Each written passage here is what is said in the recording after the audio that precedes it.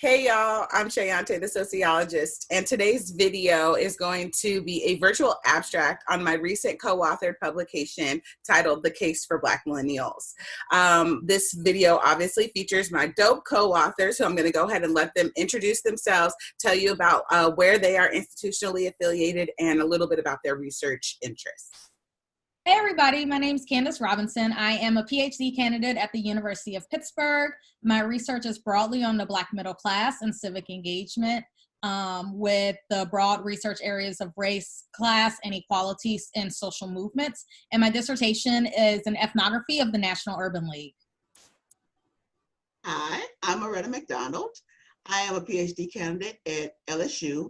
I study Black people for Black people. But mainly, I study Black families, specifically Black fathers, public policy, and methodology.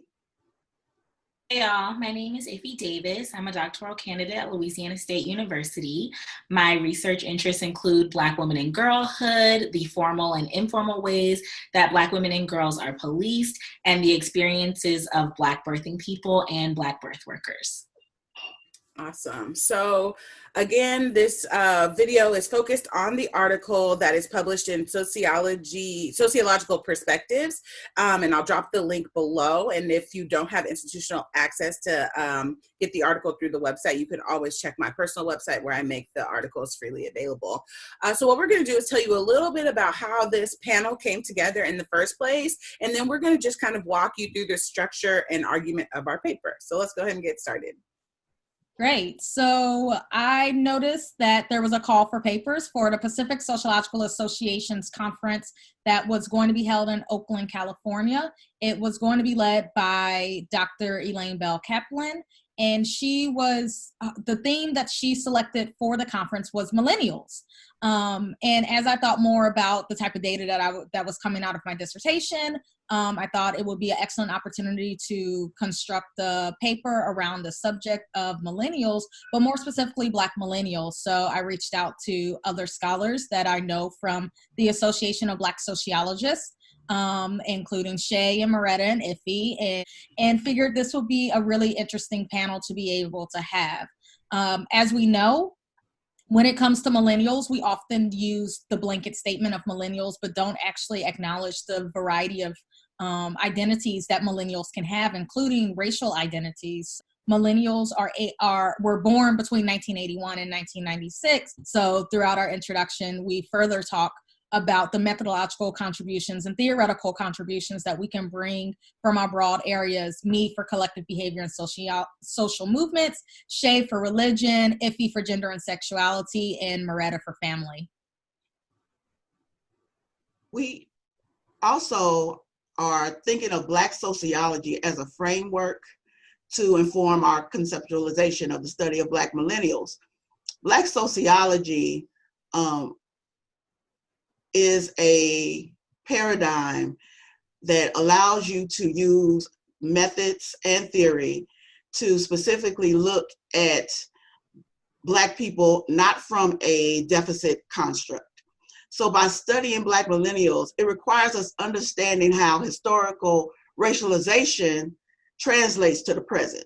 So Black sociology emphasizes that we integrate historical context in examining Black people's interactions with each other and within social institutions. So by integrating this historical context, Black sociology eliminates the past processes that lead to the present situations with an emphasis on the roles played by institutional structures.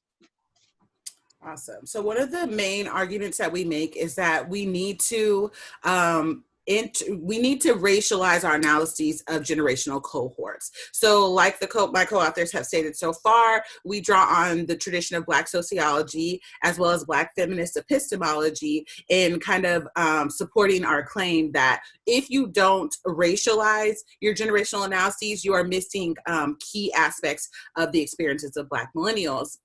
Some sociologists do not believe that there's actually any methodological or theoretical merit in studying generational cohorts. They just think generations are just too large a body of people to make any kind of overall general sweeping kind of generalizations about their experiences.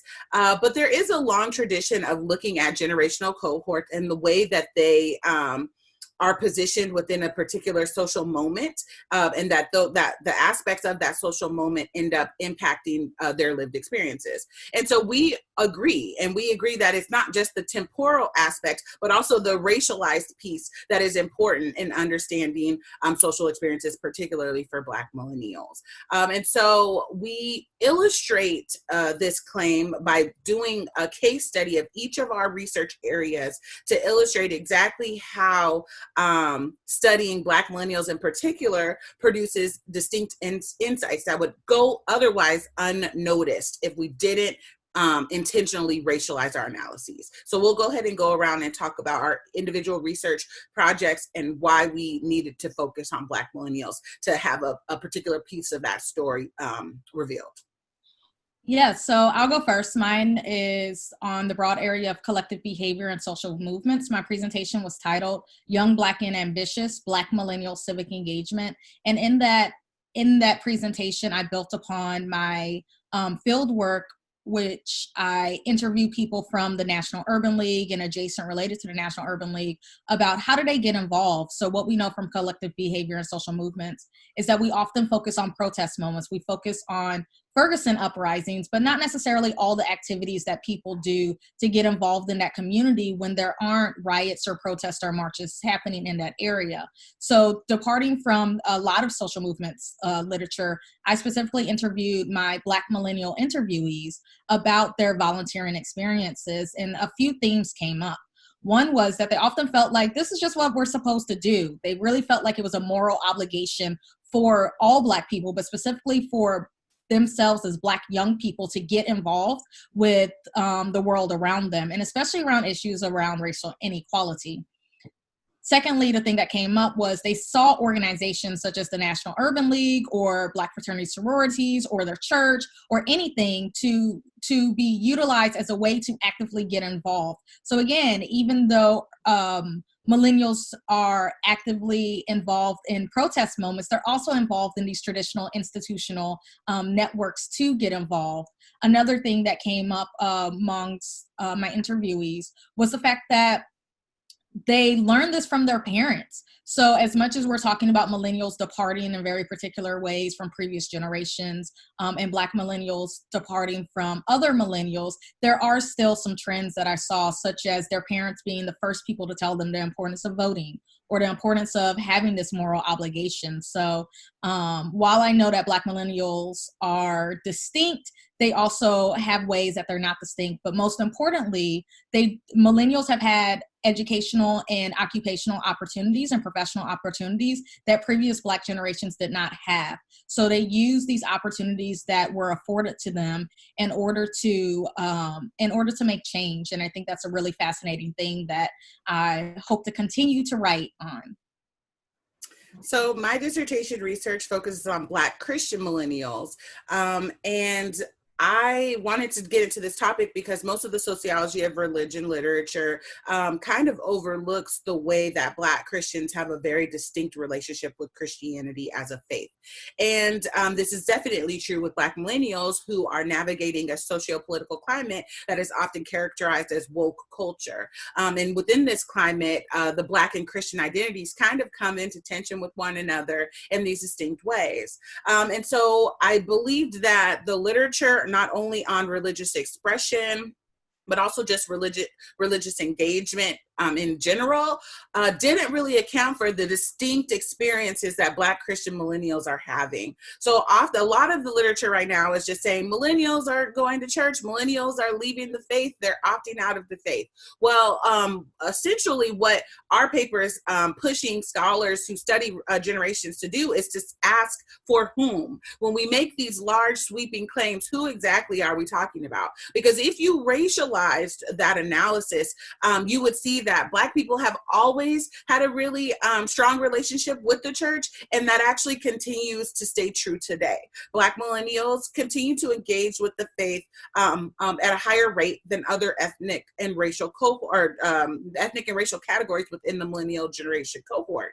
And I also encourage scholars to ask, even if Black millennials are leaving the church, does that necessarily mean they've left the faith? So these are questions and tensions that often would get overlooked if we just took at surface value these broad sweeping claims about the millennial generation's engagement with religion. And so my dissertation, again, explores the comprehensive and convoluted relationship that Black millennials have with the faith.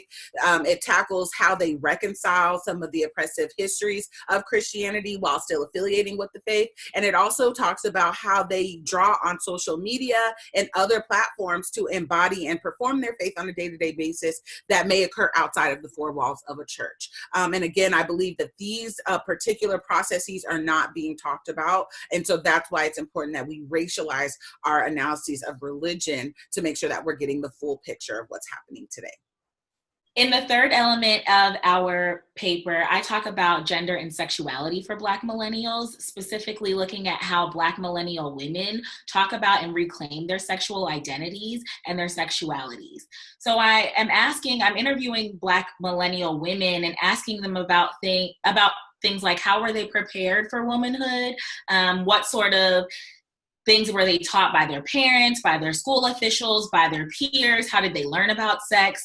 And how did those things influence their sexuality today in adulthood? And what I found through those interviews was that women were recalling about the ways they were surveilled as children, the way they were taught about how they present, what clothes they should wear, what clothes they shouldn't wear, when to wear which clothes around what type of people, and how to control the narrative surrounding your own sexual identity and how you present as a sexual being or not present really, and how those things were all entangled with womanhood, and that the way that you were a sexual being had spoke to the way that you were to be perceived as a woman. And I also found that these women were reclaiming their own sexual identities. So it wasn't so much that they were outright rejecting the things that they were taught as children, but more so considering the source. Like, who told me that? Why do I believe that? Do I still want to carry that with me? Or do I want to, take what does apply to me and move forward? Or do I want to reject it all completely? And a lot of the women in their recollections were talking about, the histories of how they thought about these things, and basically deciding like, I'm not going to be policed in this way, or I'm going to reclaim this element of my sexuality. And some of those things included going to therapy to unlearn the things that they were taught about their sexual identities. The last case study that was included in our paper was mine. And it was not just a theoretical argument, but also methodological. I advocate that we look more at online platforms like Twitter, Facebook, Instagram, TikTok, as ways to understand social interaction and exchange of ideas among millennials, and particularly among Black millennials. So in my presentation and my work on the influence of pop culture, specifically looking at Cardi B, helps us understand how Black millennials look at different traditional values about family formation. And so what I found in my study was that Black millennials still hold a lot of traditional values and stereotypical thinking when it comes to family formation, multi-partner fertility, and marriage. Specifically, they really had problems with Cardi B having a child with a man who already had a lot of children, which reflects the continuation of historical controlling images about Black men and having a lot of children. Also, they were very concerned with economic stability and believing that it's a prerequisite for childbearing, which also partially explains why there's an increase in first birth within Black millennials when it comes to having children. And lastly, we saw a lot of them being very argumentative about her timing as far as her career, which shows that there is still this prioritizing parenthood over, for some, parenthood over career, and for some, prioritizing career over family. So all of these are different from the narratives that we see about millennials in general that say that they don't hold the same traditions as their family and that they all embrace alternate family formation. So we would lose the differences if we didn't look at Black millennials separately. So to conclude, we reinforce this argument in favor of generational studies, and we push for exploring the dynamics of Black millennials specifically, because Black millennials are different than millennials in general. And exploring Black millennials in a distinct manner from other ethnic groups reveals the intricacies in their lives, specifically in the 4 areas that we discussed. And it is important that sociology as a broader discipline considers how race impacts these different significant portions of millennial life. Awesome. So yeah, that basically takes you through our entire paper. And again, if you want to read it, you can access it through the link below, or you could check my website, shayantethesociologist.com, to get a free access to the PDF. We're really excited to hear what you think. Do you agree with our argument? Do you think we're on headed in the right direction? Or do you think that the way we've kind of conceptualized studying Black millennials is off base? And if so, we'd love to hear how. So drop your comments below, and we look forward to hearing from y'all. So thanks for tuning in. Bye. Bye. Bye.